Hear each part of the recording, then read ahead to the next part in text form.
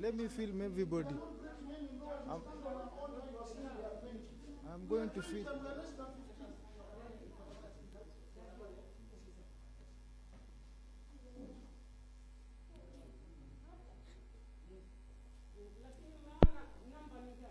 I want us to count to see how many people are here. You can't talk about 20. She just lied. You are on camera now. You are on Ndio hii. camera and this thing will be able to everybody because you understand. You are not supposed to open your recording. We are doing live recording as well.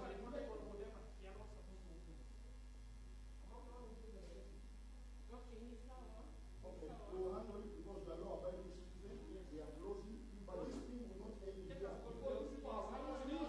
You have harassed us and you harassed the churches and you have always been doing things for the states. I don't know who sent you. I'm saying I don't know that guy. I'm Mr. Mponangwa Damu. He did it. Iko hapa tu. I have it. Naona bado.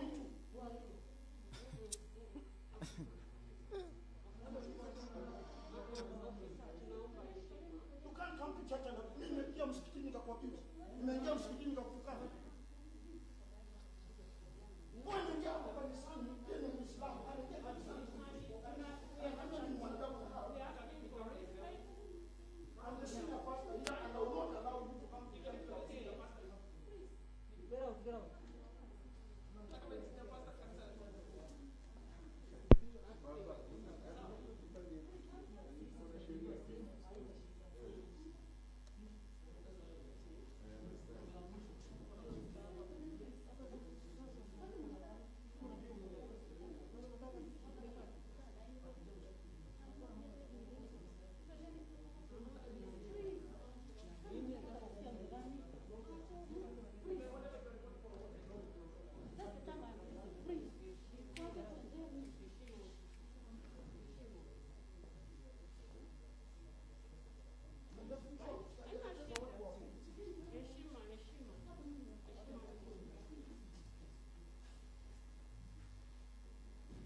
Is it John?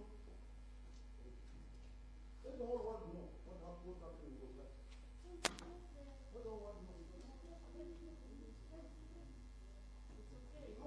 How can soldiers be on the altar of God that is exalted? Kwa madhabahu ya Mungu watu askari wameshika bunduki kwa madhabahu. Kwa madhabahu.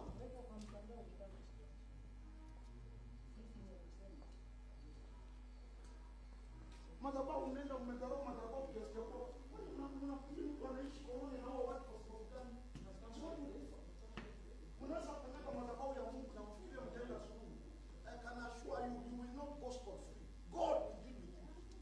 God will deal with you. You can't come and abuse an altar simply because umetumwa. Mungu atadili na nini? Mungu anaishi atadili na nini? Mungu atadili na nini? Na kama shuleni watu wenu watalipa.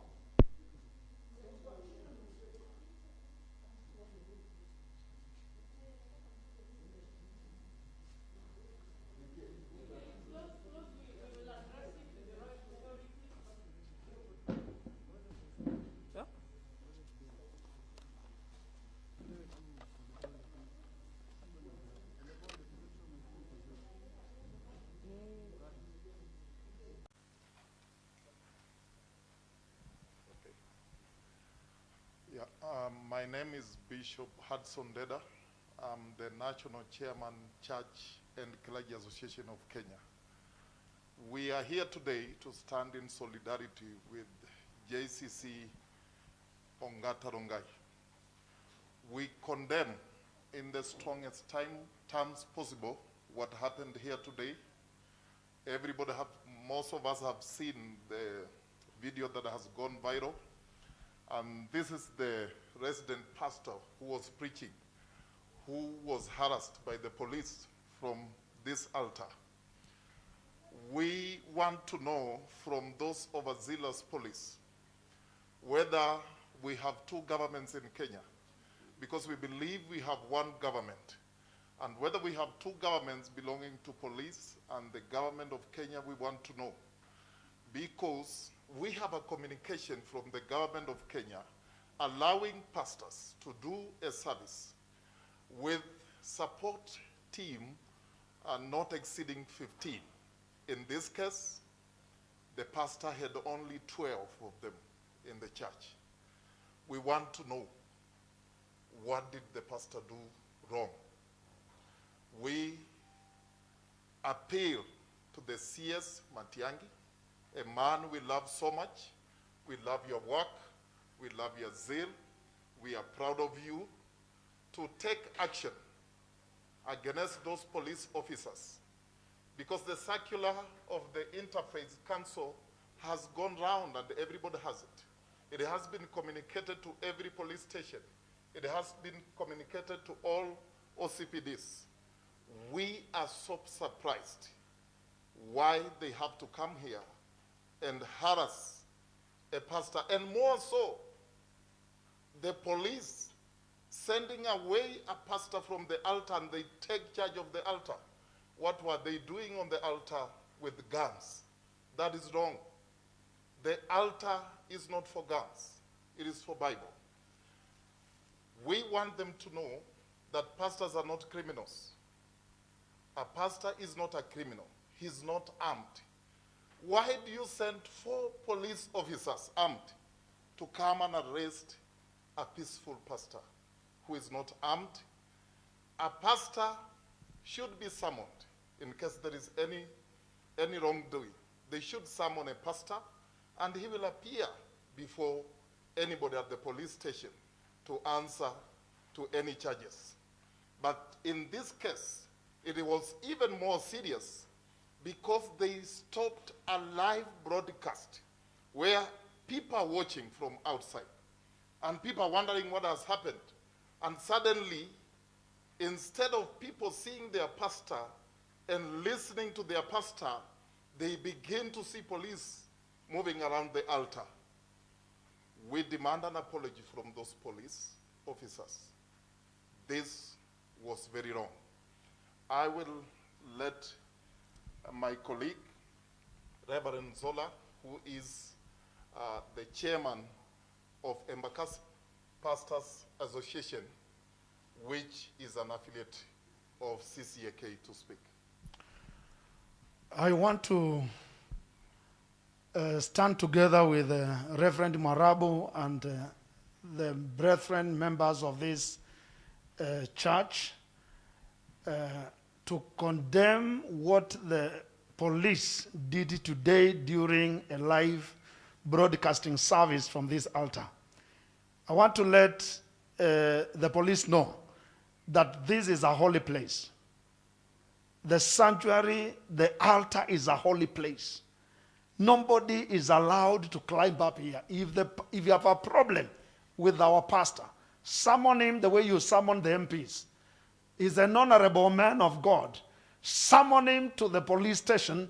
After he has preached, he will join you at the police station for whatever you want to do thereafter. I want to request Mr. Mutiambai, please ask the police officers to stop harassing pastors in the church.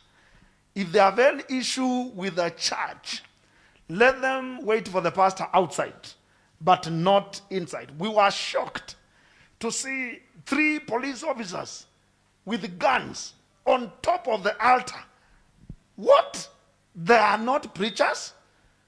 They are not pastors? Even when we come to your police station, we report at the desk. We never walk into the inside of what happens in the police. This is unwarranted.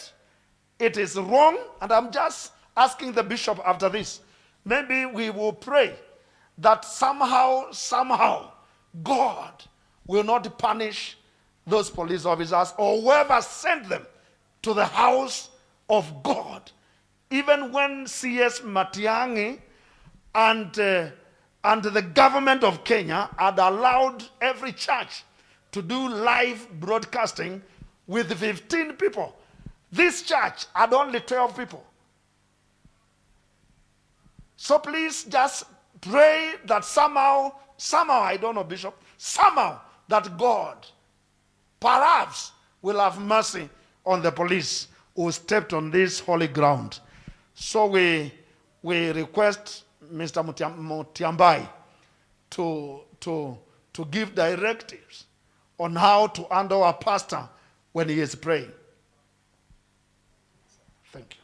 I want to sample a few cases. This is not the only church and pastor that has been harassed. We are still receiving some more information of pastors who have been harassed. Like last Sunday, the police harassed a pastor in Mlolongo. They picked him kneeling from the altar, praying. That is very wrong. We condemn it, and we went to save the police, and we had to pay a cash bill of 10,000 shillings for a man of God who has not committed any sin. We also got to rescue two pastors who were arrested in Soweto, in Kayole, and many more cases. We are tired of this. Let the house of God be respected. Let servants of God be respected. We are not criminals. In fact, the people that are servant of God changes. The lives that are servant of God changes. The criminals that we change without guns, without prison, without a police cell, are more than what a policeman can do. So let them respect the church. Thank you.